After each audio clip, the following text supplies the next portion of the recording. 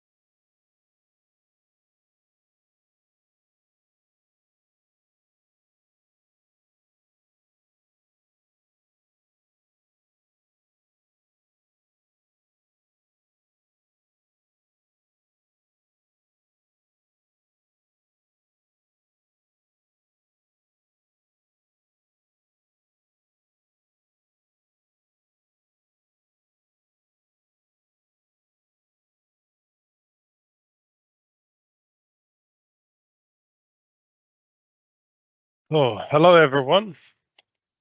Thank you for joining our today's webinar on UVB technology. My name is Paul Spanburg. I'm Sales Director at Lumitronics and co-owner. I'm glad to give you some very exciting information on new UVB technology with LEDs. This event will be recorded as usual, and you will be able to download this recording afterwards. You can also receive the slides in a PDF format afterwards. And what's very important, everyone has the chance to go into a discussion with us. Just click on the small question mark on the upper right corner of your screen, F&A area. There you can place your questions during the event or after the event, and we will try to answer your questions live. If not possible, then maybe we will answer them afterwards. Let me share my presentation with you, just a very short moment.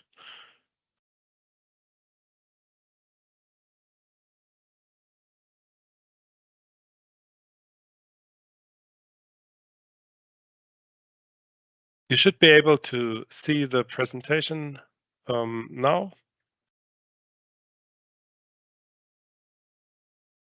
No, sorry, not yet. Okay, perfect. Yet now you can see it. Okay, so I will be looking into a little more details about how UVB LEDs might be revolutionizing the next area of lighting within the upcoming next years. I think this is a very exciting technology, and it's great to have our partner Bulb with Frank Harder to participate in this webinar. Unfortunately, due to the time zone differences, it was not possible to arrange for Frank Harder to be live, but we have a very good recording which we will share with you. But firstly, let me jump into an overview into the agenda of today. I will just give you a very broad and general overview on UV LEDs, on the technology in general for all UV areas. Then I will jump into UVB specific status quo of the technology, to just give you a very short overview, and then look into specific UVB applications such as tanning, vitamin D, and horticulture applications. And then we will jump into the presentation with Frank Harder from Bulb, and in the end we will look into a hopefully very good discussion with all of you.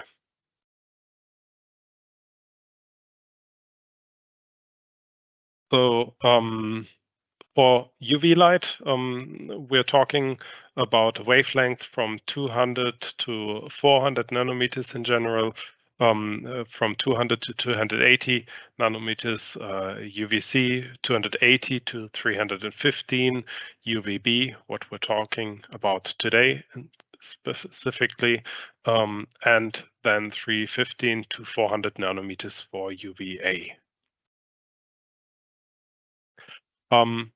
If we're talking about UVA LEDs, the applications are curing, lithography, photocatalyst, tanning, and fluorescence applications.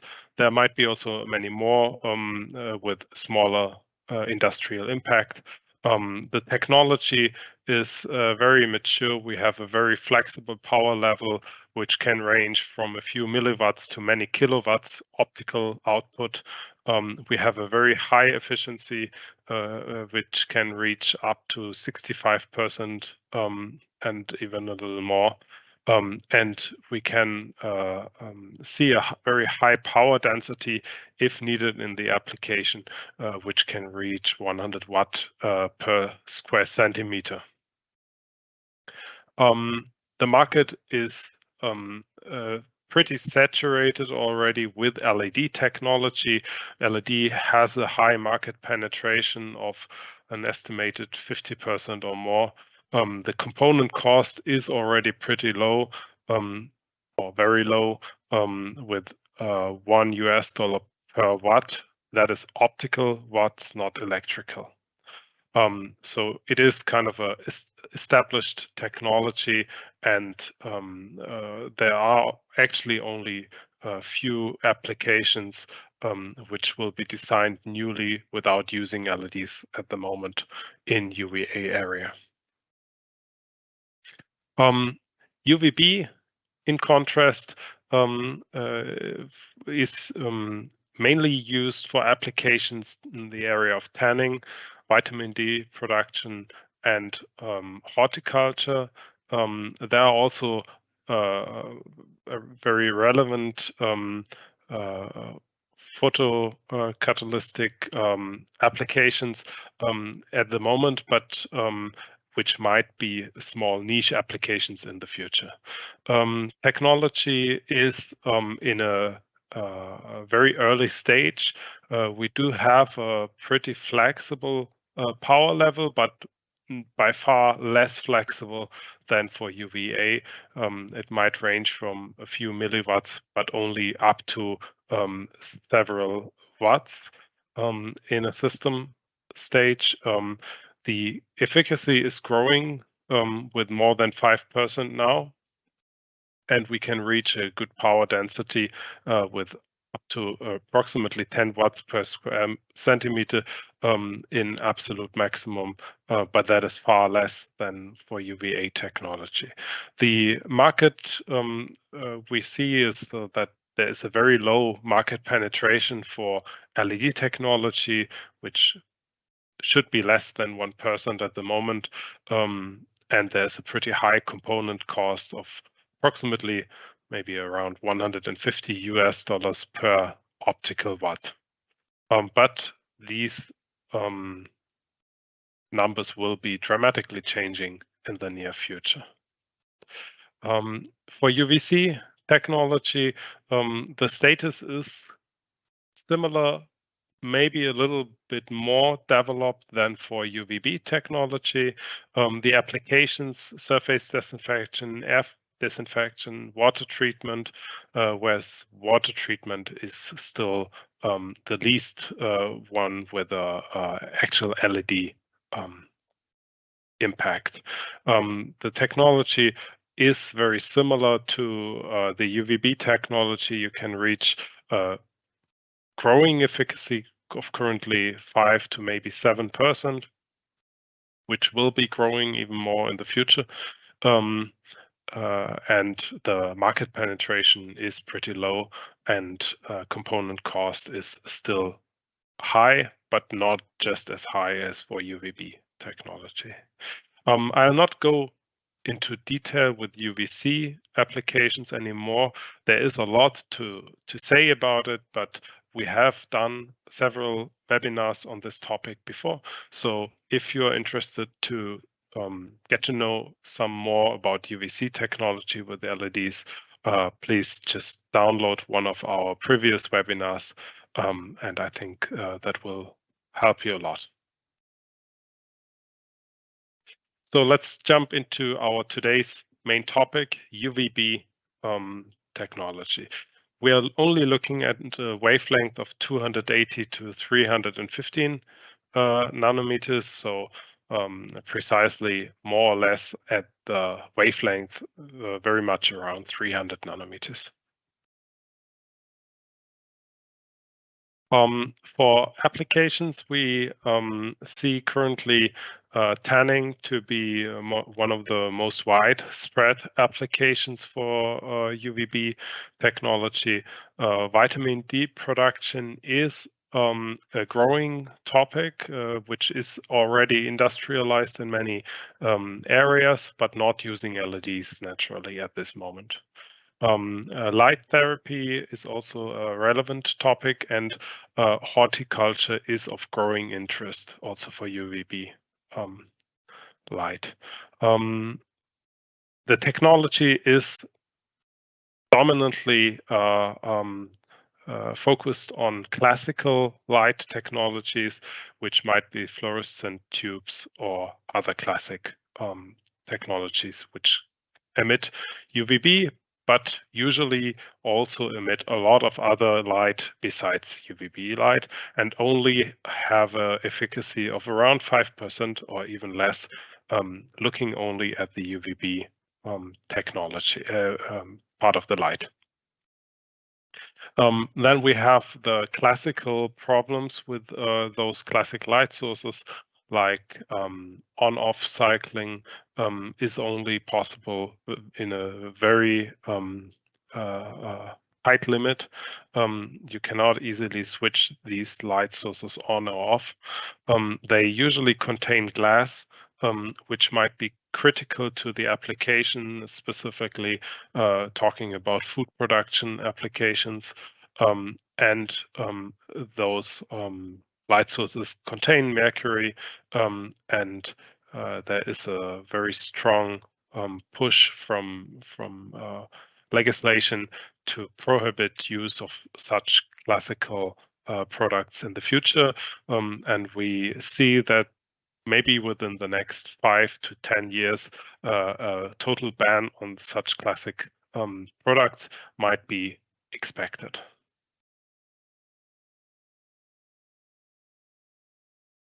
I'd like to give you a small overview on the applications which we see UVB technology might be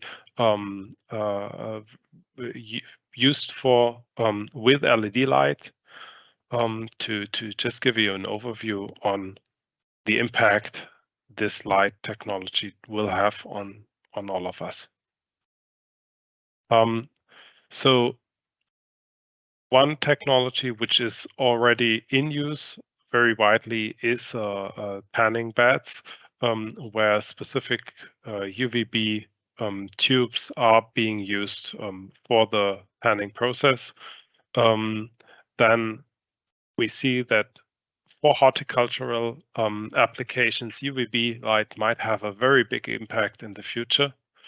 Specifically looking into one horticultural application, production of THC might benefit a lot from UVB light. And lastly, but maybe the most important aspect for the future, vitamin D production is initiated by UVB light in the natural process.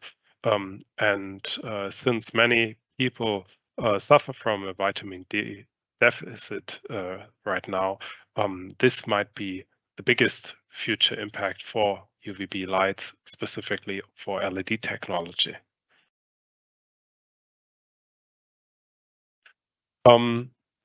Looking into the applications a little bit more in detail, the tanning process is a process using UVA and UVB light. Whereas UVB rays do not penetrate the skin very deep. They are blocked in the epidermis, and they might cause the development of new melanin in the skin. The tanning effect of UVB light is different from that of UVA light. It appears only 48 to 72 hours after the exposure. It's a long-term effect, whereas the UVA rays have an immediate effect on the tanning. What's also very important is that UVB does initiate the production of vitamin D in the skin, and is therefore also supporting this natural process which is very important for all humans.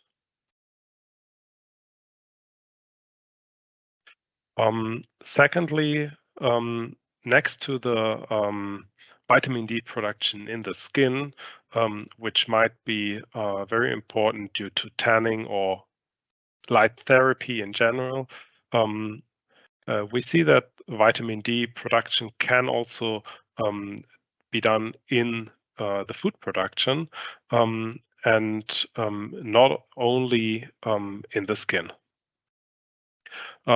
The UVB light between 290 and 300 nanometers is most effective for vitamin D production, but actually a detailed discussion on this is ongoing since the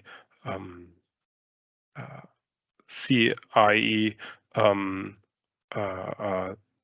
specifications are varying a little bit from latest researches on very specific processes. And we see a little bit a trend from the wavelength to be going down below 300 nanometers towards 290 nanometers to be the most effective one considered from these scientists.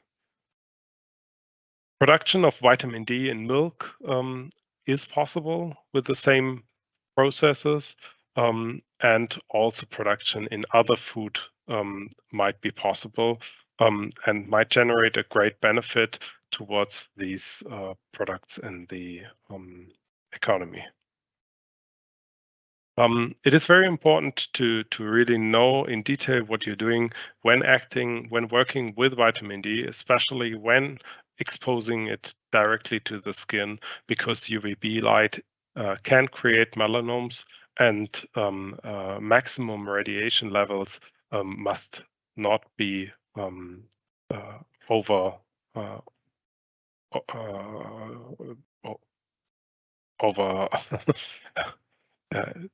they must be limited to the maximum exposure levels. Okay, so let's jump into the last application I would like to talk about for the moment, which is horticulture.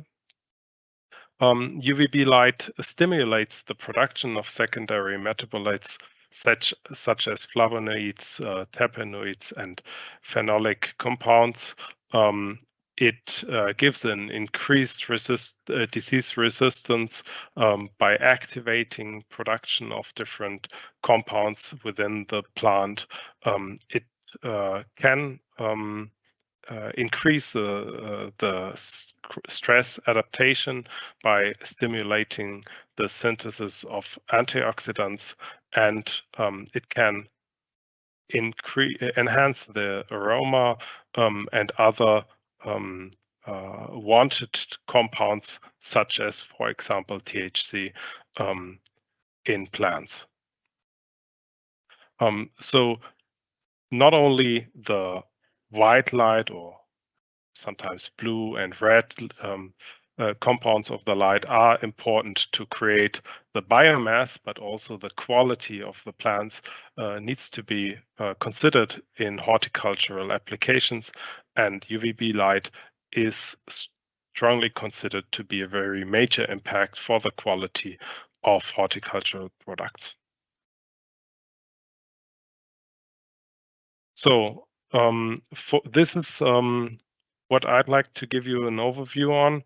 And now Frank Harder from Bulb will give you more details specifically on vitamin D applications and how bulb LEDs can support these applications in the future.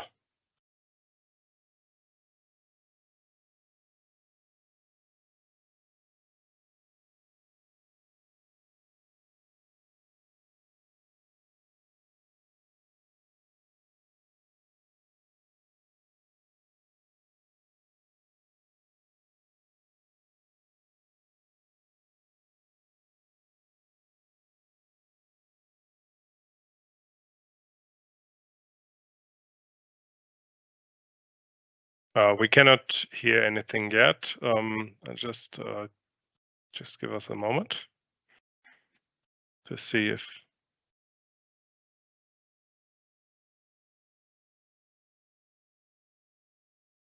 hopefully we can fix it just in a moment.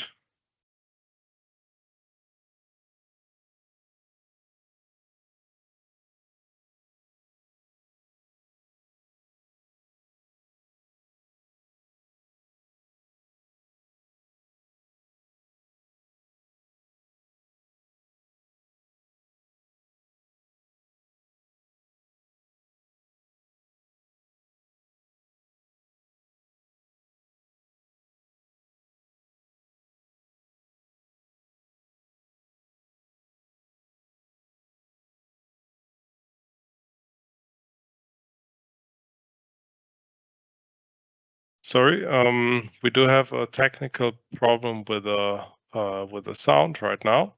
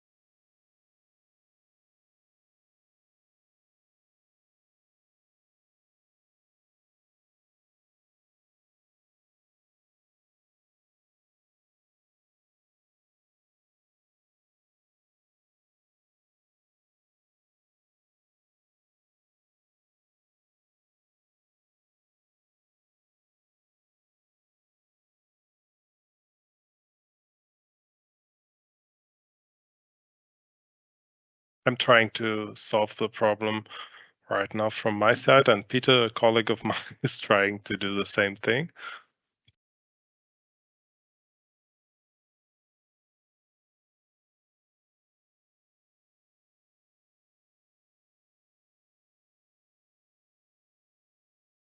Peter, I'll try to share from my side, and you give me a sign if it's working, okay? Yep.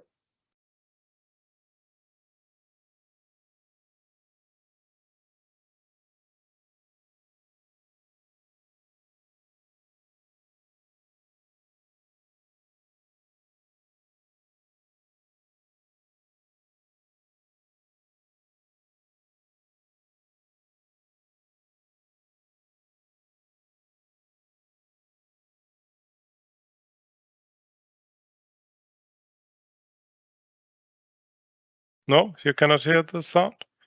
No.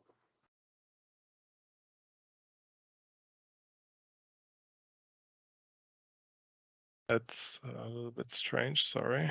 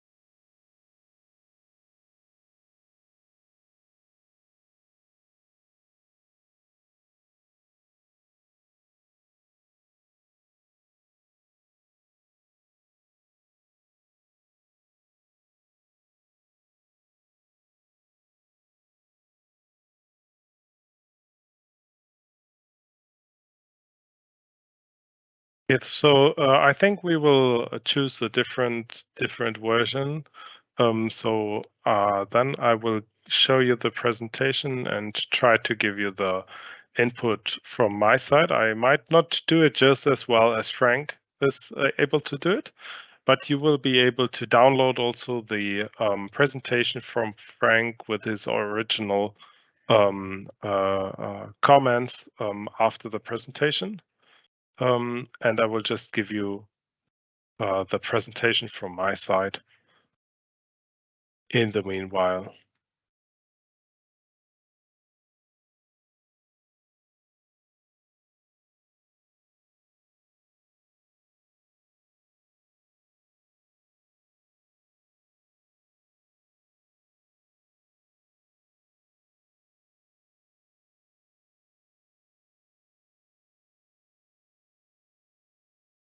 Okay, Peter, I will share the screen.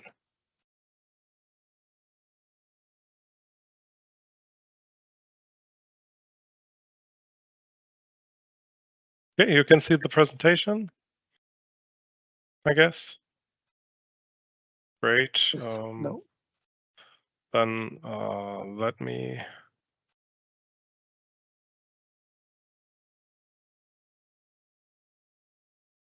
add myself. Okay.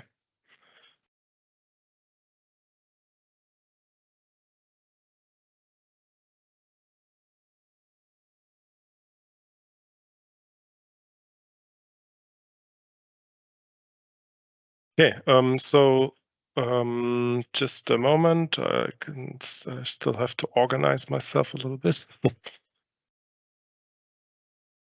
Sorry for the technical problems here.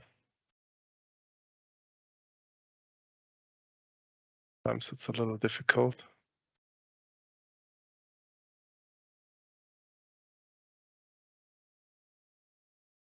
Okay. Okay, so let's start. So vitamin D deficiency is extremely common and affecting approximately 42% of the US population, according to research published in the National Institutes of Health and Database.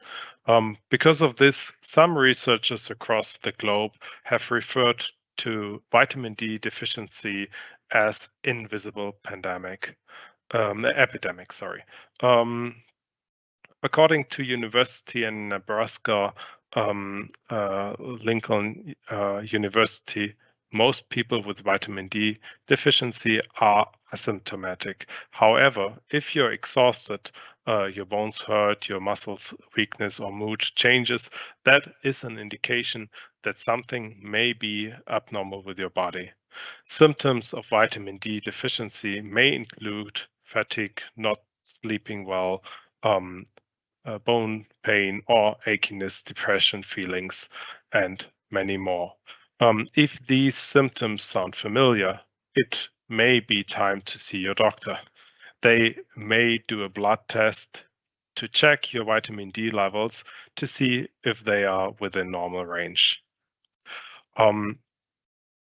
Further, the National Institutes of Health, part of the US Department of Health and Human Services, has demonstrated in a study vitamin D deficiency in elderly, risk factors and drug impact on vitamin D status. In a sample consisted of 125 patients aged 75 years and older, the association between the serum D25 OHD level and patient age, sex, body mass index, renal function, cholesterol history, and prescribed drugs had been investigated. Results are showing surprisingly that elderly males suffered from a serious VD deficiency compared to elderly females. In conclusion of the study, higher age is an independent risk factor for VD deficiency. VD, sorry, I didn't explain, is vitamin D deficiency. The supplementary dose of vitamin D should be precisely defined to achieve the optimum serum 25 OHD level for elderly people.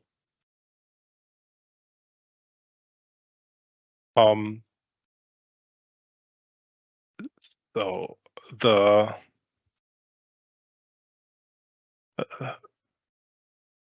sorry, wrong button. The study further shows that vitamin D status by patient sample. More than a quarter of the patients were classified as a very severely vitamin D deficiency group. The vitamin D recommended level were found in only 15% of the patients. A complementary study by NIH from July 2009, vitamin D deficiency and risk cardiovascular disease, provided relevant insight that the classic function of vitamin D is to increase the absorption of calcium for proper mineralization of bone. The active form of vitamin D acts as a steroid hormone by binding the vitamin D receptor, which is present in many cells throughout the body, including vascular smooth muscle. Recent evidence has demonstrated that individuals deficient in vitamin D are more likely to have cardiovascular disease. The mechanism for how vitamin D may protect individuals from CVD has not been fully researched and concluded. However, several mechanisms have been proposed, including negatively regulating renin to lower blood pressure, improving vascular compliance, decreasing parathyroid hormone levels, and improving glycemic control.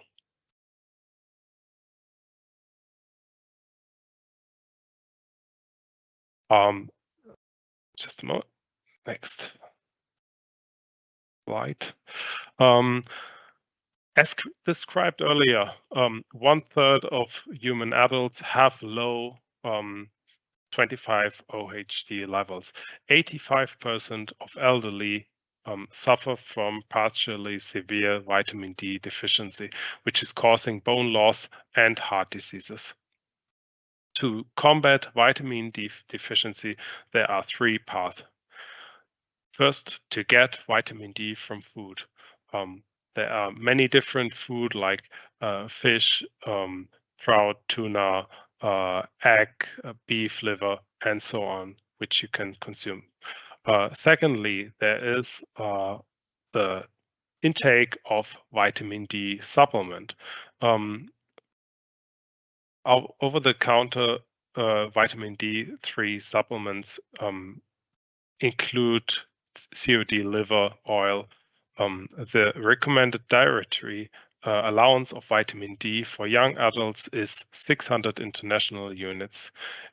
Extremely high vitamin D levels are harmful and can cause nausea, vomiting, confusion, excessive thirst, and kidney stones.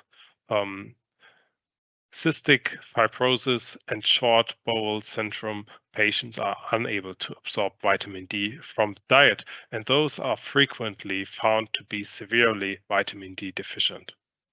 Long-term oral vitamin D supply may cause vitamin D toxicity and aortic lesions. So the third and last possible option is to get vitamin D from the sunlight, which is the natural way actually to produce vitamin D in the body. 20% of the human body skin needs to be exposed to the sun for about 20 to 40 minutes to get 0.25 MED, which is minimum erythema dose, resulting in a daily dose of 700 to 1,000 international units of vitamin D. The sky needs to be cloud-free and the sunlight exposure direct to the human skin. And the human skin should not have a sun blocker on it.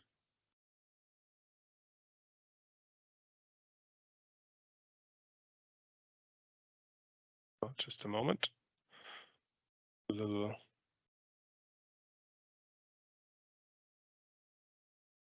Too many windows. Okay. The human behavior does not support this today very good. Because we spend 90% of our time indoors. What a study says by the National Human Activity Pattern Survey. This survey was funded by the US Environmental Protection Agency. And shows that 86.9% of the time Americans spend indoor, plus another 5.5% inside a vehicle. So, which leaves only a rest of 7.6%, which is actually spent outdoors.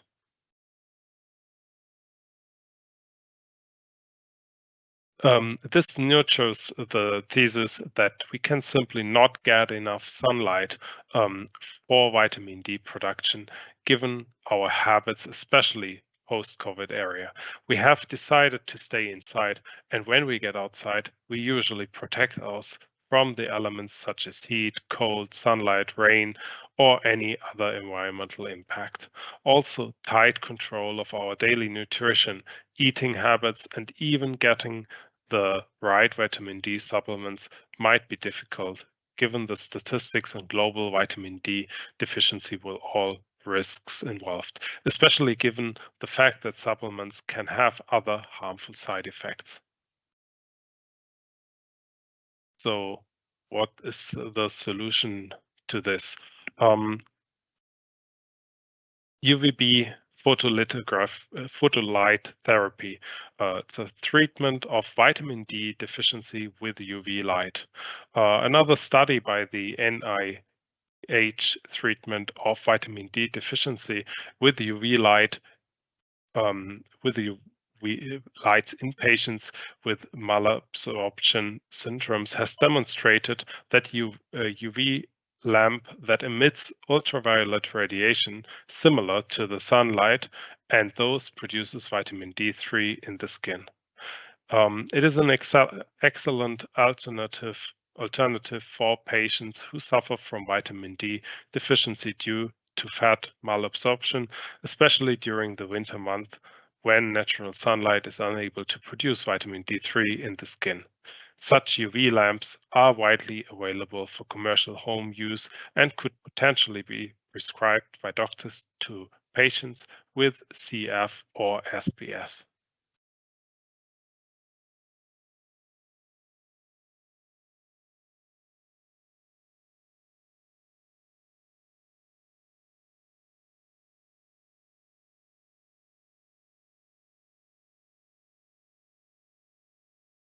Um, let's get to the recommended daily vitamin D in international units to understand more in detail what the human body might need. As we have exploited already before by reference to research, long-term oral vitamin D supplements may pose the risk of vitamin D toxicity and aortic lesions. If we consider additional UVB light therapy, the general guidance is exposing 20% of the body surface to an amount of sunlight equal to 0.25 MED, which is equivalent to ingesting approximately 700 to 1,000 international units of vitamin D. This is equivalent to taking a daily dose of 295 nanometers of light of 3.9 millijoules per square centimeter for 20% of the skin, conveniently and safely. The safety limit of 295 nanometer light is 5.6 millijoule per square centimeter over a period of 8 hours.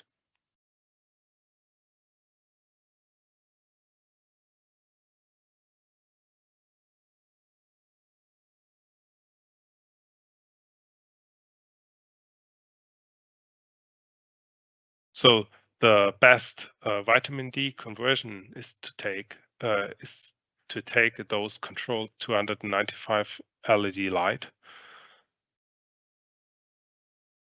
Let's see in detail what traditional UVB light sources are capable of doing. Mercury lamps contain poisonous metal that poses risks for human health and environment. The glass tube is fragile, bulky, and optically inefficient in a light fixture. Since it is a radial light source, much of the generated light will get lost in the optical system. Therefore, energy consumption is a concern. So is the overall system efficiency and thereof the total cost of ownership. In addition, UVB mercury lamps have a short lifespan, require maintenance through regular lamp exchanges, and therefore hazardous waste. Mercury lamps require a warm-up time to its full efficiency and emission. They cannot be switched on and off frequently, nor modulated in brightness easily. The efficiency of UVB mercury lamps is below 4% since UVB light has been generated by filtering out other unwanted neighboring wavelengths. In conclusion, mercury lamps, especially UVB lamps, are highly inefficient and difficult to use and to dispose of.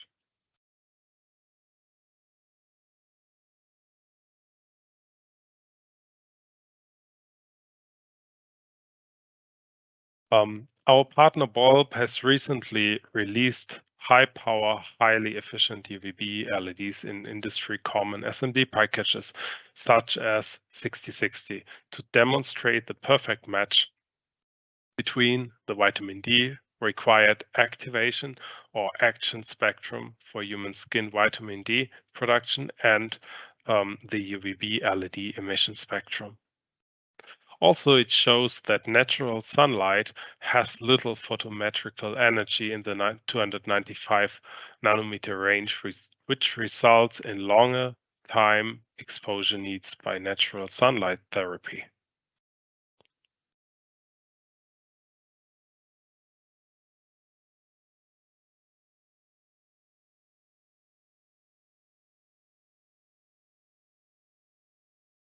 Just a moment, sorry, it's a little difficult. Also, it has been confirmed that ultraviolet UVB light emitting diodes are more efficient and effective in producing vitamin D3 in human skin compared to natural sunlight. Therefore, the optimal range of LEDs emitting UVB radiation for vitamin D production was found to be between 293 and 298 nanometers. The 293 nanometer LED was found to be 2.4 times more efficient in converting to pre-vitamin D3 in human skin than the sun, thus improving its safety profile. This data provides helpful information for medical device development and future that can be in the future that can be used for vitamin D supplementation for both healthy and diseased individuals. By the way, you will be able to receive all articles and scientific reports this content is based on from the presentation and also from the PDF files, which we will be giving you after the presentation.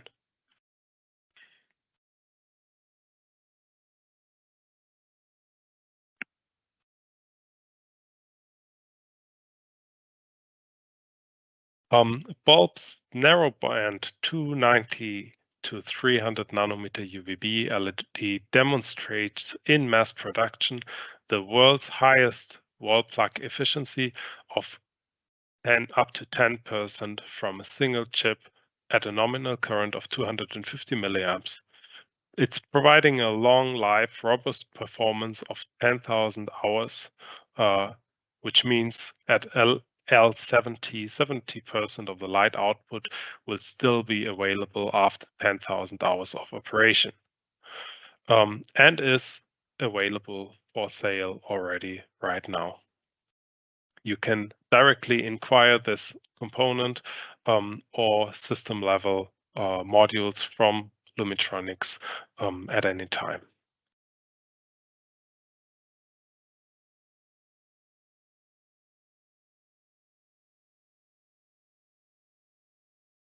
Just a moment.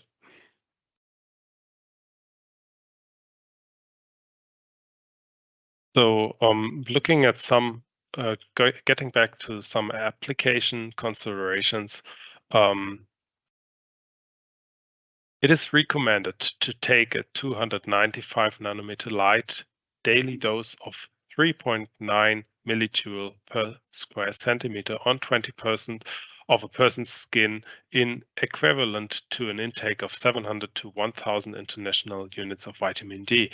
We have I've told you this before several times. So we need to shine the light of about 6 LEDs to reach the same thing on people's skin while they are wearing goggles or shades with effective UVB filter at a 1 meter distance for about 10 minutes each day. Once one side of the body exposed for 5 minutes, one can turn around to expose the other side of the body for about 5 minutes. This will give you a vitamin D level which is equivalent to the full dose of 700 to 1,000 international units. Also, lifestyle choices about this risks of sun exposure may lead to insufficient exposure and result in vitamin D deficiency. Sorry that I jumped.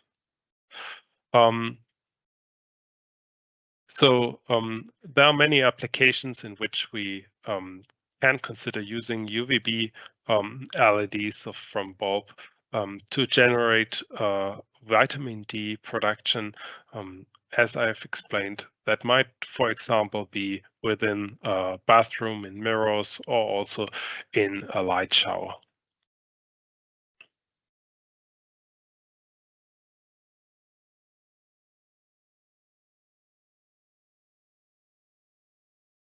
So rounding this up, it is important to say that lifestyle concerns about the risk of sun exposure may lead to insufficient exposure and result in vitamin D deficiency. Some foods can provide significant amounts of vitamin D when considered cumulatively in a diet. However, most research has not focused on assessing eatable plant foods for potential vitamin D content. The biosynthesis of vitamin D in animals, fungi, and yeast is well established. It is less well known that vitamin D is also biosynthesized in plants. The metabolism of vitamin D in plants, UVB radiation of results in the production of vitamin D3 in mammalian skin and vitamin D2 in yeasts and fungi.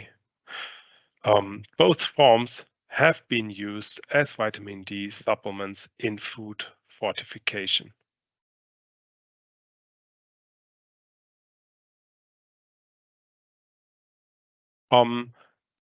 Let's get to the conclusion of how UVB light works on plants. A PhD thesis by Dr. Emily McLay in 2019 at Massey University, New Zealand, has an intuitive explanation why UVB works to boost growth and increase crop yield. You can download and read details for further information on page 39. Basically, if you shine UVB at seed and seeding stage in a greenhouse, the high amount of unnatural UVB light will tell the plant that there's no competition and it's already tall enough, not in a shade, so it will focus on building up disease defense early when it's just germinated and vulnerable. When the seedling is then planted out into the field, the UVB suddenly drops and the plant will think it's now in a shade.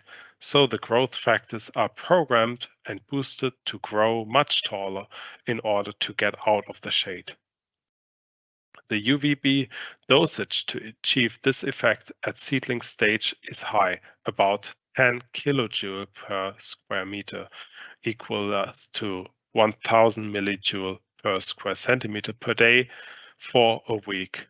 But a 5x5 UVB LED array from bulb puts out a minimum of 0.25 millimeters per square centimeter from 1 meter. That means 1000 divided by 0.25 divided by 3600 equals only 1.1 hours per day.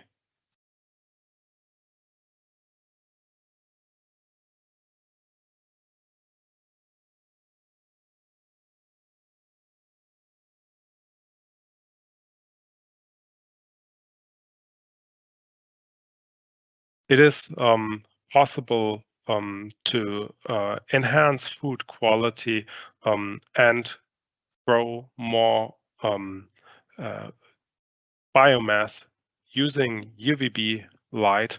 I hope I have been able to give you a little bit input to this. There have been also studies on strawberry production, which I can show you here. Strawberry production is input intensive with high uniformity and quality requirements applied at the young runner clone stage. Biolumic UV recipes across a range of strawberry cultivars lead to an average of 47% increase in fruit yield per plant across the whole of the season, with no penalties in fruit size or Brix levels.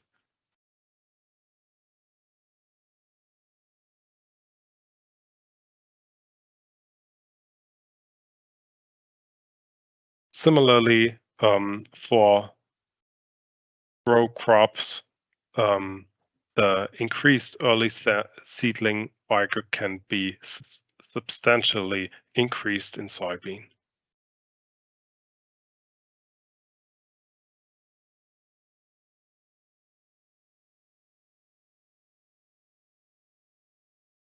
Just a moment.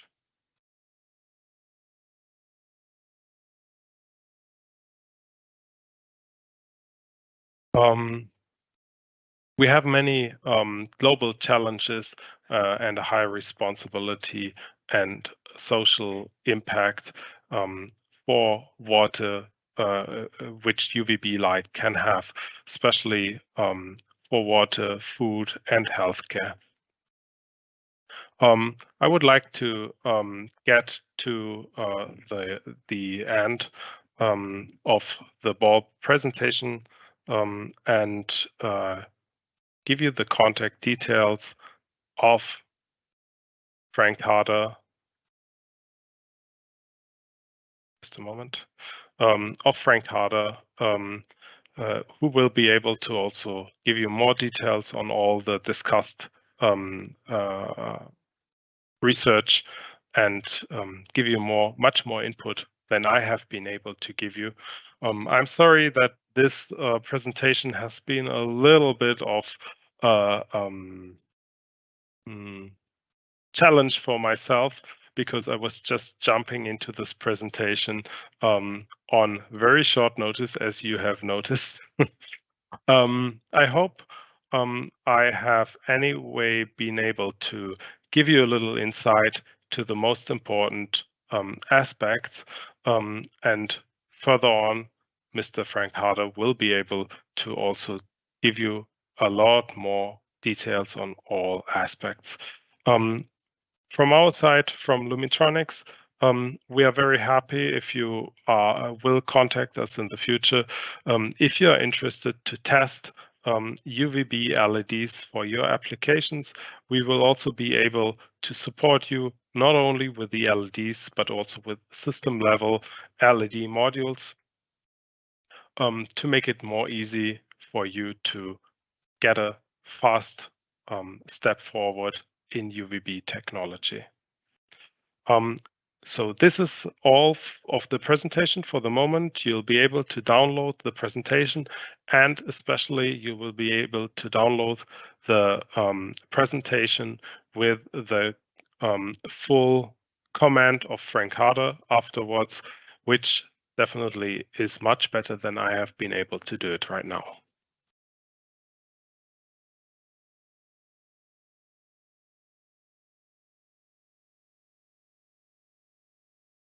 So let's get to the questions and answers for the end. just a moment. Let us see what questions we do have.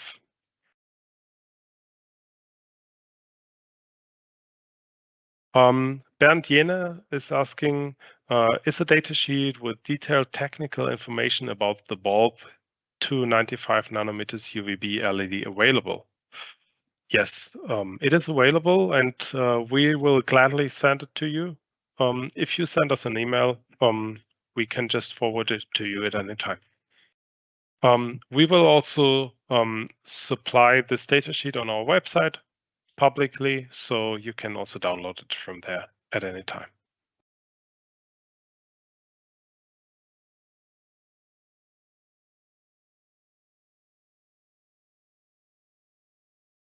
We don't have any more questions at the moment. I would like to apologize for the technical problems we have had today. We didn't have so much technical problems in the past, so it's a little bit new for me also to cope with these technical problems. I hope it has been okay for you anyway. And please contact us afterwards from our website to get the full presentation from Lumitronics and also from Bulb. And if you would like to receive more details from Bulb or from Lumitronics, data sheets or technical application guidance, please just contact us and we will give it to you shortly. Thank you very much and have a good day.